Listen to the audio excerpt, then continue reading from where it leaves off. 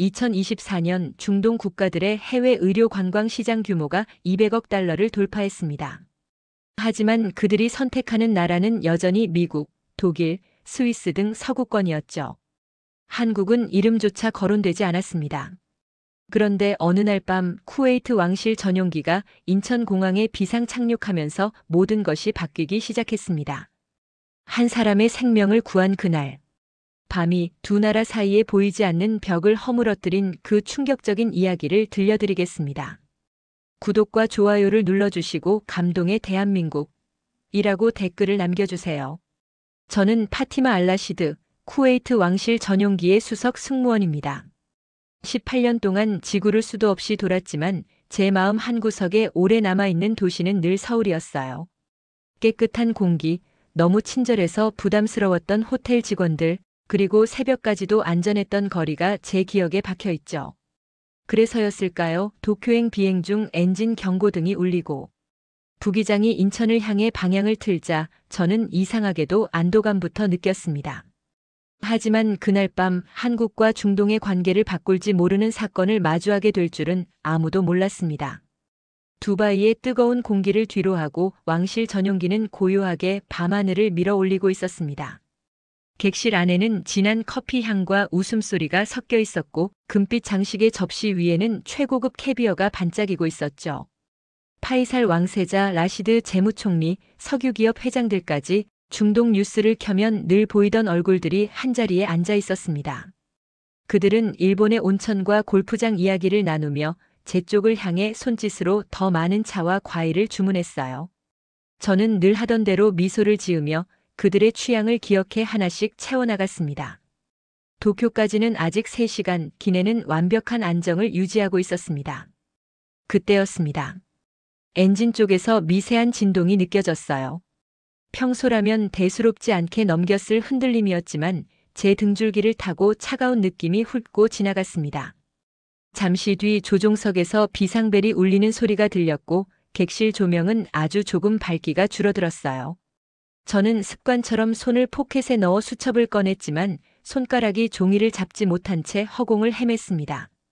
서비스용 미소를 지우지 않은 채 저는 조종실 문을 바라보았습니다. 통신기에 비상용 코드가 짧게 찍혔고 기장의 어깨 근육이 단단히 뭉쳐있는 것이 유리창 너머로 보였어요. 잠시 뒤 기장이 객실 인터폰으로 간단한 안내를 전해왔습니다.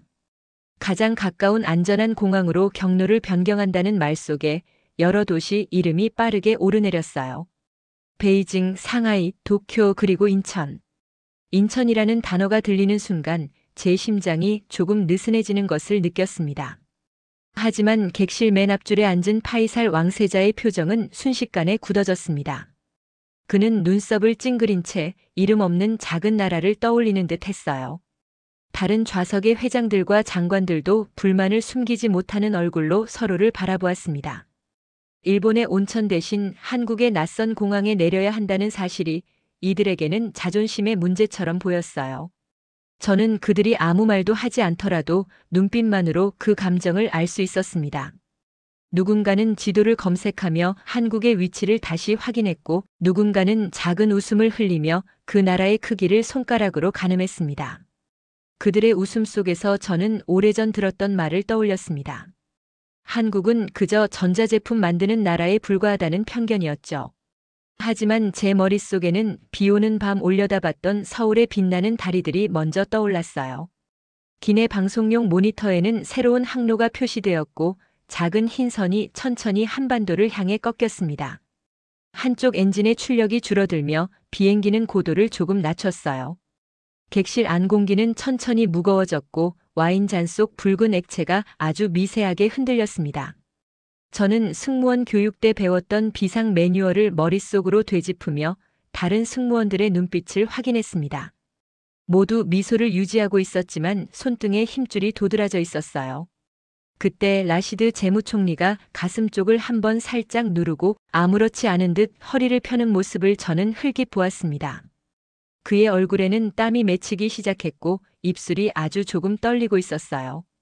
창밖으로는 어둠만 깔려 있었습니다. 별도 보이지 않았고 구름도 희미하게 흐려 있었어요. 저는 그 어둠 속에서 우리가 어디로 향하고 있는지, 그리고 그곳에서 무엇이 우리를 기다리고 있는지 생각했습니다. 파이살은 여전히 창밖을 노려보고 있었고, 다른 왕족들은 낮은 목소리로 서로 대화를 나누기 시작했어요.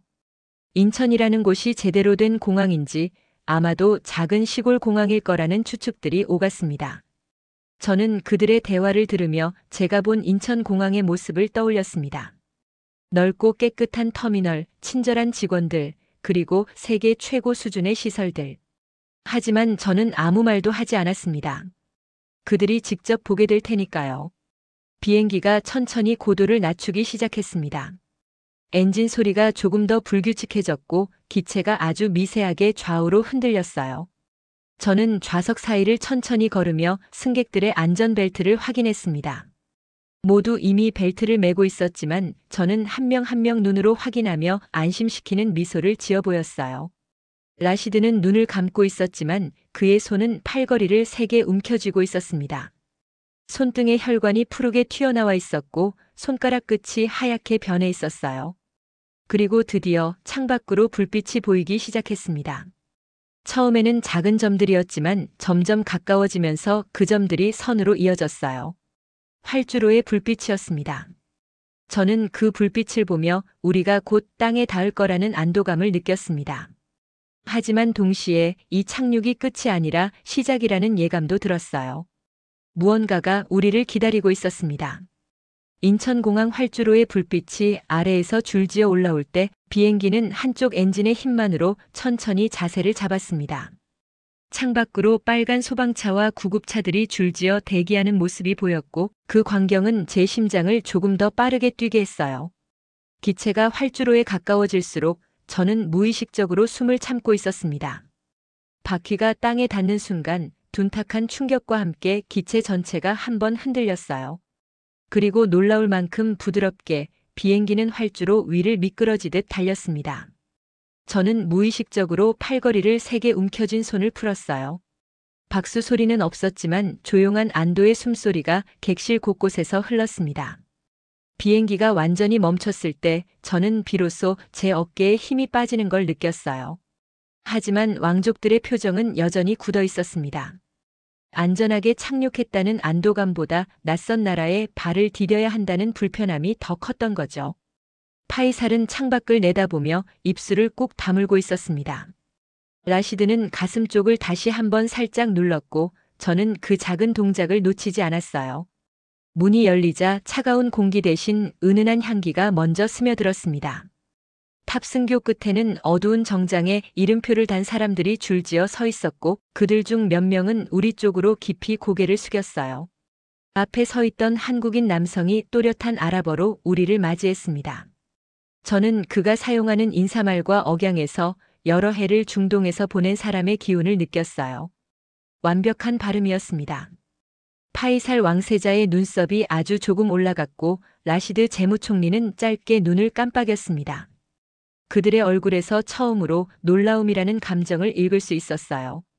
우리를 인도하는 길에는 군데군데 작은 안내 표지판이 세워져 있었고 그중 몇 개는 아랍어와 영어로 병행 표기되어 있었습니다. 휠체어가 필요한 손님들을 위해 준비된 장비는 예상보다 훨씬 세련되고 튼튼해 보였어요. 저는 승객들 뒤에서 그들의 발걸음을 살피며 혹시나 있을 불만을 눈치채기 위해 귀를 기울였습니다. 하지만 아무도 말이 없었어요. 단지 조용히 주변을 관찰하고 있을 뿐이었죠. 공항 깊숙한 곳으로 들어갈수록 벽에 걸린 액자와 장식들은 이슬람 문화에 대한 세심한 고려를 보여주고 있었습니다. 기도실 문을 열었을 때 왕족들의 시선이 일제히 안쪽으로 빨려 들어갔어요. 깔끔하게 정리된 카펫, 메카 방향을 표시한 작은 화살표, 흐트러짐 없는 조용한 공간. 누군가는 낮게 숨을 내쉬었고 누군가는 눈을 감고 이마를 가볍게 대었습니다. 저는 출입문 옆에 서서 이 공간이 단지 인테리어가 아니라 그들의 불안을 진정시키는 첫 번째 약이라는 생각을 했어요. 파이살은 천천히 기도실 안으로 들어갔습니다. 그의 발걸음이 카펫 위에서 아무 소리도 내지 않았어요. 다른 왕족들도 하나둘 그 뒤를 따랐고 저는 문 밖에서 조용히 기다렸습니다. 기도 시간 동안 복도는 완벽한 침묵에 잠겼어요. 한국 스태프들은 멀찍이 떨어져 서서 그들의 시간을 방해하지 않았습니다.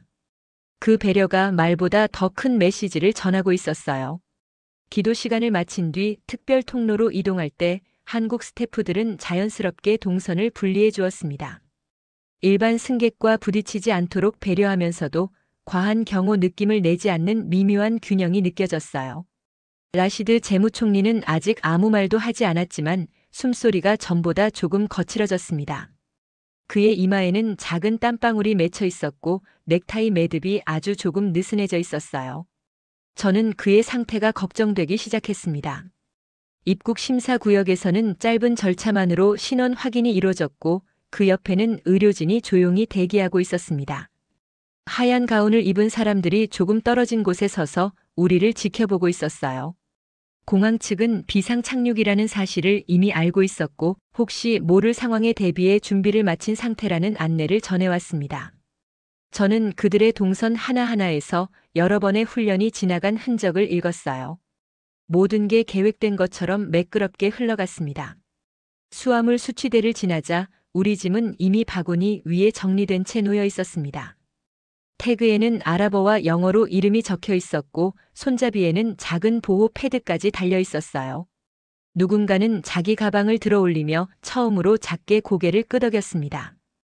밖으로 나가자 어둠 속에서 검은 차량들이 줄지어 서 있었고 하얀 장갑을 낀 기사들이 일제히 허리를 숙였습니다. 그 광경은 마치 왕족들을 맞이하기 위해 오래전부터 준비해 온 것처럼 보였어요. 서울로 향하는 길, 차창 밖으로는 끝없이 이어지는 아파트와 고가도로의 불빛이 펼쳐졌습니다. 왕족들의 표정은 조금씩 변했고 저는 그들의 눈동자가 호기심과 놀라움 사이를 서성이는 것을 느꼈어요. 인구 1,000만이 넘는 도시의 불빛이 밤하늘을 밝히고 있었습니다. 고층 빌딩들이 차례로 지나가고 네온 사인들이 반짝였어요. 파이살은 창에 얼굴을 가까이 대고 도시의 풍경을 천천히 훑어보았습니다. 그의 눈빛에는 더 이상 무시할 수 없다는 인정이 어려 있었어요. 한강을 건너며 강 위에 반사된 빛의 흐름을 볼 때 라시드 재무총리는 오른손으로 가슴 쪽을 한번 짧게 만졌습니다. 그의 얼굴은 피로와 긴장으로 조금 창백해져 있었고 눈 밑에는 긴 여행의 흔적이 짙게 내려앉아 있었어요. 저는 앞좌석에서 돌아보며 물이나 약이 필요한지 조심스럽게 눈빛으로 물었습니다. 그는 괜찮다는 듯 고개를 아주 살짝 저었지만 그 동작에는 확신보다는 체념이 섞여 있었어요. 저는 그의 상태가 점점 나빠지고 있다는 걸 느꼈습니다. 서울 도심의 빌딩 숲이 가까워질수록 차 안의 대화는 줄어들고 창밖을 바라보는 시간만 길어졌습니다. 밤 11시가 넘은 시간이었지만 거리는 여전히 사람들로 가득했어요. 편의점 불빛, 식당의 간판, 택시들의 행렬. 이 도시는 잠들지 않고 있었습니다. 왕족들은 그 광경을 조용히 지켜보았고 저는 그들의 마음속에서 무언가가 조금씩 바뀌고 있다는 걸 느낄 수 있었어요. 호텔 로비에 도착했을 때 실내 공기는 적당한 온도로 유지되어 있었고 조명은 눈이 편안한 색으로 떨어지고 있었습니다. 체크인 절차는 간단했고 이미 준비된 객실 카드가 이름별로 정리된 작은 봉투 안에 들어 있었어요. 로비 한쪽에는 아랍어로 된 환영 문구가 적힌 작은 팻말이 세워져 있었습니다. 누군가는 그 팻말을 보며 처음으로 희미한 미소를 지었어요. 로열 스위트에 배정된 라시드 재무총리는 엘리베이터 안에서 잠시 눈을 감고 깊게 숨을 들이마셨습니다. 저는 그의 옆에 서서 혹시나 쓰러지지는 않을까 조마조마한 마음으로 지켜보았어요. 문이 열리자 바닥부터 천장까지 이어진 통창 너머로 서울의 야경이 한눈에 펼쳐졌습니다. 그는 그 풍경 앞에서 잠시 말없이 서 있었고 저는 그 옆에서 비상벨이 있는 위치를 눈으로 확인했어요. 라시드는 천천히 침대 쪽으로 걸어갔습니다. 그의 발걸음이 무거웠어요. 침대 옆에 앉아 그는 한참 동안 가슴에 손을 얹은 채 숨을 고르고 있었습니다. 저는 문가에 서서 그를 지켜보았어요. 그날 밤 저는 객실 문을 닫으면서 이 도시에서 오늘 밤 무언가가 바뀔 것 같은 예감을 어렴풋이 느꼈습니다. 그 예감은 곧 현실이 될 예정이었어요. 새벽 3시 호텔 복도는 카펫 위를 스치는 공조장치 소리만 남아 있었습니다. 저는 승무원 숙소 침대 위에서 멍하니 천장을 바라보며 오늘 하루 있었던 장면들을 되감고 있었어요. 비상 착륙, 아랍어 안내, 기도실, 한강, 빛나는 도시, 그리고 라시드의 창백한 얼굴. 잠이 오지 않아 일어나 창문을 열었을 때 아주 멀리서 구급차의 사이렌 소리가 희미하게 들려왔습니다. 그 소리가 어느 방향에서 오는지 확인하기도 전에 복도 비상벨이 터지듯 울렸어요. 문을 열자 호텔 직원 한 명이 급하게 달려가고 있었고 그 뒤로 다른 직원들이 의료 가방을 들고 뛰어가고 있었습니다. 본능적으로 저는 라시드의 객실 쪽이라는 것을 깨달았어요. 복도 끝에서 문이 열려 있었고 안쪽에서 낮고 떨리는 신음소리가 새어나왔습니다. 저는 맨발로 복도를 뛰어갔어요. 차가운 카펫이 발바닥에 닿았지만 그런 건 느낄 겨를이 없었습니다. 직원들은 이미 객실 바닥에 응급용 패드를 펼쳐놓고 있었고 자동제 세동기가 준비되고 있었습니다. 라시드는 침대 옆에 기대 앉은 채 가슴을 움켜쥐고 숨을 길게 내쉬려 애쓰고 있었어요. 그의 입술은 희미하게 파랗게 변해 있었고 이마에 땀은 식지 않은 채 계속 맺히고 있었습니다.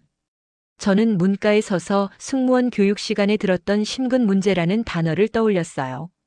이건 단순한 피로가 아니었습니다. 한국인 응급구조사는 침착한 목소리로 라시드의 상태를 확인했고 다른 한 명은 이미 휴대용 심전도 장비를 연결하고 있었습니다. 그들의 손놀림은 빠르면서도 정확했어요. 장비 화면에 복잡한 선들이 튀어나올 때 구조사의 얼굴이 아주 잠깐 굳어졌습니다. 저는 그 표정을 놓치지 않았어요. 상황이 심각하다는 걸 알 수 있었습니다. 그는 즉시 태블릿을 열어 병원과 연결했고 조금 전 인천공항에서 보았던 것과 비슷한 침착함이 화면 너머에서 다시 흘러나왔어요.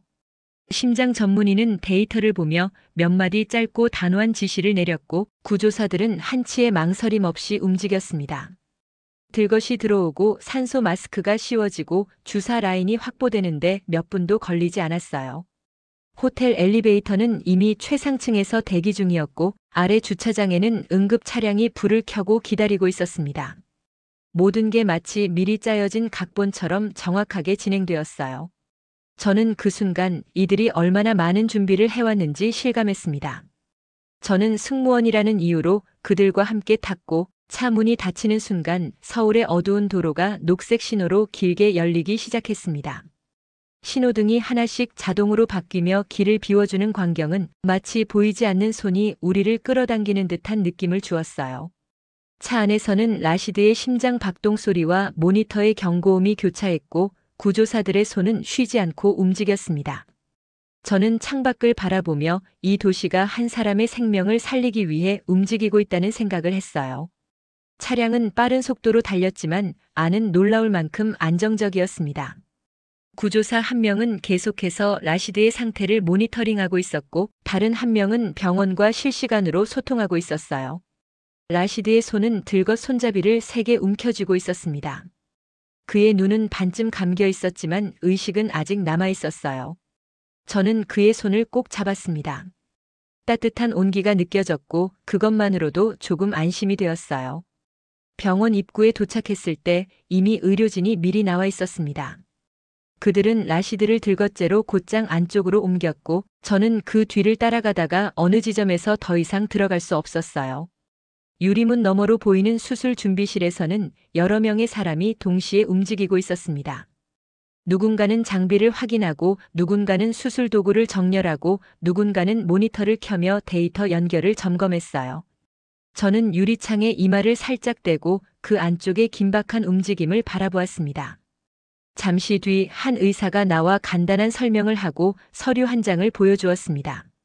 라시드가 위험한 상태이고 지금 바로 시술을 하지 않으면 결과를 장담하기 어렵다는 말이었어요. 저는 그의 설명을 왕족들에게 전달해야 했지만 이 순간만큼은 단지 한 사람의 생명을 걱정하는 친구의 마음으로 서 있었습니다.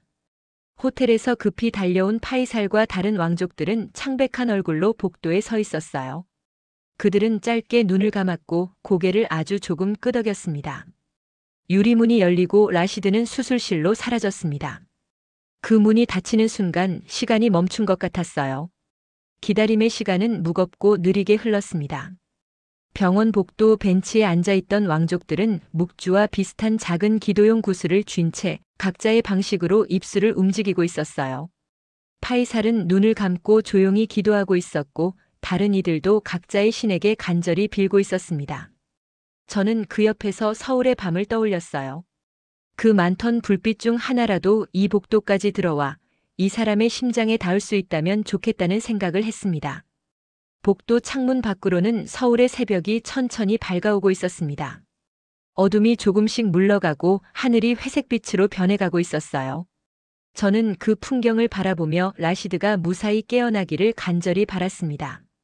1시간이 지나고 2시간이 지났어요. 누군가는 자리에서 일어나 복도를 천천히 걷다가 다시 앉았고 누군가는 계속해서 기도용 구슬을 돌리고 있었습니다. 수술실 앞 대기실에는 우리만 있는 게 아니었습니다. 다른 환자의 가족들도 있었어요. 한국인 가족들이 조용히 앉아서 기다리고 있었고 우리와 비슷한 표정으로 수술실 문을 바라보고 있었습니다. 그들 중 한 명이 우리를 보더니 작은 미소를 지으며 고개를 끄덕였어요. 그 미소에는 위로가 담겨 있었습니다. 그 같은 불안을 나누는 사람들 사이에 말없는 연대감이었죠. 간호사 한 명이 복도를 지나가며 우리에게 물과 따뜻한 차를 건넸습니다. 아무도 말하지 않았지만 그녀는 우리가 필요한 게 무엇인지 알고 있었어요. 왕족들은 그 차를 받아들고 작게 고개를 숙였습니다. 감사의 표시였죠. 저는 그 작은 행동에서 이들의 마음이 조금씩 열리고 있다는 걸 느낄 수 있었어요. 3시간째 접어들 무렵 수술실 위쪽에 빨간 불이 꺼졌습니다. 모두의 시선이 일제히 그곳으로 향했어요. 문이 열리고 수술복을 입은 의사가 나왔습니다. 그의 표정을 보는 순간 저는 가슴이 철렁했어요. 하지만 그는 마스크를 내리며 짧지만 분명한 표정으로 고개를 끄덕였습니다. 그 한 번의 움직임이 복도의 공기를 바꿔놓았어요. 성공했다는 신호였습니다. 파이살은 눈을 감고 깊은 한숨을 내쉬었고 다른 왕족들도 비로소 긴장을 풀었습니다. 저는 그 순간 눈물이 핑 돌았어요. 라시드는 살아났습니다. 이 낯선 나라에서, 이 낯선 병원에서 한 사람의 생명이 구해진 거예요. 의사는 간단하게 상황을 설명했습니다. 시술은 성공적이었고 이제 회복 단계로 넘어갈 수 있다는 말이었어요. 라시드는 중환자실로 옮겨졌고 얼굴은 여전히 창백했지만 호흡은 안정되어 있었습니다.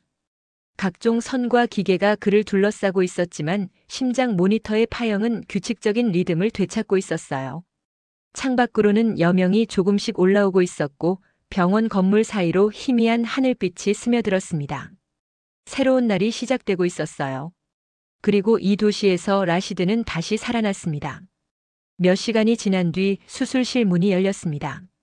의사는 짧지만 분명한 표정으로 고개를 끄덕였고 그 한 번의 움직임이 복도의 공기를 바꿔놓았어요. 라시드는 중환자실로 옮겨졌고 얼굴은 여전히 창백했지만 호흡은 안정되어 있었습니다. 각종 선과 기계가 그를 둘러싸고 있었지만 심장 모니터의 파형은 규칙적인 리듬을 되찾고 있었어요. 창밖으로는 여명이 조금씩 올라오고 있었고 병원 건물 사이로 희미한 하늘빛이 스며들었습니다. 새로운 하루가 시작되고 있었어요. 다음 날 아침 저는 다시 병실을 찾았습니다. 특별 병실은 호텔처럼 정갈했고 한쪽 벽면은 통창으로 이루어져 있어 도시가 그대로 들어와 있었어요. 라시드는 아직 누운 채였지만 눈을 뜨고 밖을 바라보고 있었습니다. 그의 눈빛은 밤새 몇 번의 문턱을 넘은 사람의 것처럼 깊어져 있었어요. 저는 조용히 다가가 그의 곁에 섰고 그는 저를 보며 아주 작게 미소 지었습니다. 살아있다는 것, 그 자체가 기적처럼 느껴지는 순간이었어요. 의사와 간호사들은 간단한 설명만 하고 조용히 병실을 나왔습니다. 그들의 걸음에는 과장된 자부심이 아니라 이 일을 여러 번 해본 사람들의 단단한 일상이 묻어 있었어요. 담당 의사는 회복 계획이 담긴 서류를 건네며 앞으로 며칠간의 관찰이 필요하다고 설명했습니다. 파이살과 다른 왕족들은 그 설명을 조용히 들으며 고개를 끄덕였어요. 그들의 표정에서 더 이상 의심이나 불신은 보이지 않았습니다. 며칠 동안 우리는 병원과 호텔을 오가며 회복 과정을 지켜보았습니다. 재활센터에서는 나이 든 환자부터 젊은 직장인까지 다양한 사람들이 각자의 속도로 걷고 있었고 그 옆에서 의료진이 꾸준히 걸음걸이를 맞춰주고 있었어요. 라시드는 그 장면들을 천천히 바라보며 자신의 미래를 조심스럽게 떠올리는 듯 했습니다. 물리치료사는 그의 손을 잡고 천천히 일어서는 연습을 시켰고 라시드는 땀을 흘리면서도 포기하지 않았어요. 한 걸음 한 걸음 그는 다시 살아나고 있었습니다. 병원 로비 한켠에는 다양한 언어로 된 안내 책자가 놓여 있었고 그중 한 권은 아랍어로 번역되어 있었습니다. 저는 그 책자를 손에 들고 페이지를 넘기며 이곳이 이미 세계 여러 지역을 향해 열린 창이라는 사실을 실감했어요. 복도를 걷다 보면 다양한 나라에서 온 환자들과 가족들을 볼 수 있었습니다. 그들 모두가 이곳에서 희망을 찾고 있었어요. 사흘째 되던 날 라시드는 처음으로 침대에서 일어나 창가까지 걸어갔습니다. 느린 걸음이었지만 그 자체로 큰 진전이었어요. 그는 창밖으로 펼쳐진 서울의 풍경을 오래도록 바라보았습니다. 아침 햇살이 빌딩들 사이로 쏟아져 내리고 도로에는 출근하는 사람들의 차량이 줄지어 있었어요. 라시드는 그 풍경을 보며 무언가를 깊이 생각하는 듯 했습니다. 저는 그의 뒤에 서서 조용히 기다렸어요. 파이살은 매일 병원을 찾았습니다. 왕세자라는 지위를 내려놓고 그는 단지 한 사람의 친구로서 라시드 곁을 지켰어요. 그들은 많은 이야기를 나눴습니다. 저는 그 대화의 내용을 알 수 없었지만 그들의 표정에서 무언가가 변하고 있다는 걸 느낄 수 있었어요. 이 경험이 그들에게 단순한 의료 서비스 이상의 의미를 갖게 된 거죠. 퇴원날 라시드는 보호자와 함께 병원 입구를 나섰습니다. 의사는 마지막으로 손을 내밀며 다음 검진 일정이 적힌 카드를 건넸어요.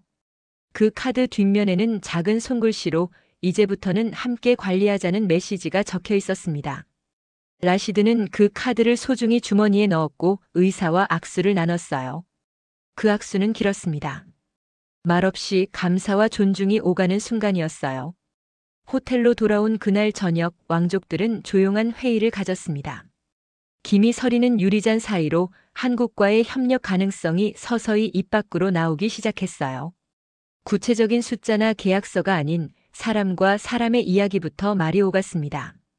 싸게 치료받았다는 계산이 아니라 위급한 순간에 누군가 최선을 다해 주었다는 기억이 논의의 중심에 있었어요. 저는 그들의 대화를 멀찍이서 보며 이 밤 이후 중동과 한국 사이의 그림이 조금은 달라질 것이라는 생각을 했습니다. 출국 하루 전 파이살 왕세자는 혼자 병원 앞을 다시 찾았습니다. 그는 병원 현관 앞 작은 나무를 한참 동안 바라보고 서 있다가 허리춤에서 무언가를 꺼내어 나무 아래 흙을 살짝 파고 넣었어요. 그가 떠난 뒤 저는 몰래 다가가 흙을 살짝 걷어보았습니다. 그 안에는 얇은 금빛판에 새겨진 아주 짧은 문장이 들어 있었어요. 우리의 두 번째 심장은 여기서 다시 뛰기 시작했다는 문장이었습니다. 저는 그 판을 다시 조심스럽게 덮고 아무 일도 없었다는 듯 흙을 다졌어요. 하지만 제 가슴 속에는 그 문장이 깊이 새겨졌습니다. 다음 날 우리는 다시 인천공항으로 향했습니다. 출국장에는 우리를 배웅하러 공항 관계자와 병원 측 대표 몇 명이 나와 있었어요. 그들의 인사는 과장되지 않았지만 눈동자에는 분명한 안도가 담겨 있었습니다. 라시드는 아직 오래 걷지는 못했지만 혼자 힘으로 탑승구까지 천천히 걸어 들어갈 수 있었어요. 그 모습을 보며 저는 가슴이 뭉클했습니다. 일주일 전만 해도 생사의 갈림길에 있던 사람이 이제 스스로 걷고 있었으니까요. 비행기에 오르기 전 저는 마지막으로 유리병 너머 활주로를 바라보았습니다. 멀리서 다른 비행기의 착륙등이 천천히 내려와 어둠을 가르며 빛의 선을 남기고 있었어요. 제자리로 돌아와 앉았을 때 주머니 속에서 작은 흰 봉투 하나가 손끝에 걸렸습니다. 병원에서 나올 때 누군가가 건네준 봉투였어요. 봉투 안에는 사진 한 장과 한국어와 아랍어 두 언어로 적힌 카드가 들어 있었습니다. 사진에는 회복 후 미소를 되찾은 라시드와 의료진이 함께 서 있었고 카드에는 이렇게 적혀 있었어요. 우리는 비상 착륙으로 만났지만 다음에는 약속된 방문으로 다시 만나기를. 저는 그 문장을 읽으며 눈시울이 뜨거워지는 걸 느꼈습니다. 비행기가 활주로를 달리기 시작하자 저는 창밖 서울의 불빛을 마지막으로 눈에 담았어요. 엔진이 굉음을 내며 떠오를 때 제 마음은 이상하게도 가벼움과 무거움이 동시에 느껴졌습니다. 중동으로 돌아가면 이 이야기는 아마 여러 버전으로 전해질 거예요. 어떤 이에게는 단순한 의료 관광 이야기로, 어떤 이에게는 한국이라는 나라에 대한 첫인상을 바꾸는 계기로. 하지만 저에게 이것은 한 도시가 한 사람의 생명을 구하고 한 무리의 사람들의 마음에 작은 씨앗을 심은 밤으로 남을 거예요. 창문에 비친 제 얼굴 뒤로 서울의 불빛이 점점 작아졌습니다. 저는 손바닥 안에 봉투를 꼭 쥐며 속으로 조용히 한 문장을 반복했어요. 다음 착륙도 이 도시였으면 좋겠다고. 그리고 다시 하늘은 우리를 품어 올렸습니다. 구름 위로 올라가자 아래쪽 도시의 불빛이 별처럼 반짝이고 있었어요. 저는 그 불빛을 보며 이 여행이 끝이 아니라 시작이라는 걸 알았습니다. 라시드는 자리에 편안히 앉아 눈을 감고 있었어요. 그의 얼굴에는 평온함이 깃들어 있었습니다. 파이살은 창밖을 바라보며 무언가를 곰곰이 생각하고 있었어요. 몇 달 뒤 쿠웨이트와 한국 사이에 새로운 의료 협력 협정이 체결됐다는 소식을 들었습니다. 그리고 그 협정의 시작점에는 어느 새벽 서울의 한 병원에서 있었던 일이 있었다는 걸 저는 알고 있어요. 한 사람의 생명이 두 나라 사이의 다리가 된 거죠. 저는 지금도 가끔 그날 밤을 떠올립니다. 비상등이 켜진 하늘, 낯선 활주로, 그리고 새벽 3시의 긴박한 순간들. 하지만 무엇보다 한 도시가 보여준 따뜻함과 전문성을 떠올려요. 그것이 제 마음속에 영원히 남을 것 같습니다. 감동특별시의 이야기는 여러분의 구독과 좋아요, 작은 관심으로 이루어집니다. 감동시민들의 이야기는 내일도 찾아오겠습니다. 감사합니다.